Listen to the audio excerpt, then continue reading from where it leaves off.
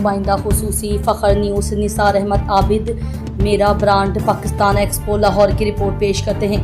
یہ پروگرام 14 تا 16 اگست جمعہ ہفتہ اور اتوار کو ہال نمبر 1 اور 2 ایکسپو سینٹر لاہور منعقد ہوا۔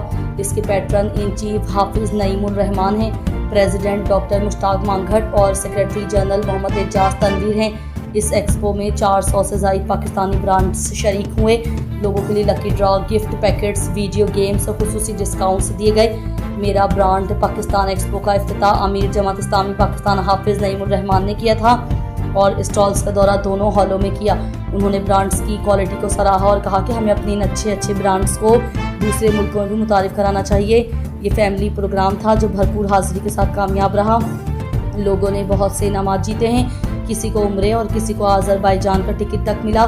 یہ 5ویں سالانہ میرا برانڈ پاکستان ایکسپو تھا۔ ہر سال اس کا کام اور نام بڑھ رہا ہے۔ میرا برانڈ پاکستان ایکسپو زندہ باد، پاکستان پائندہ باد۔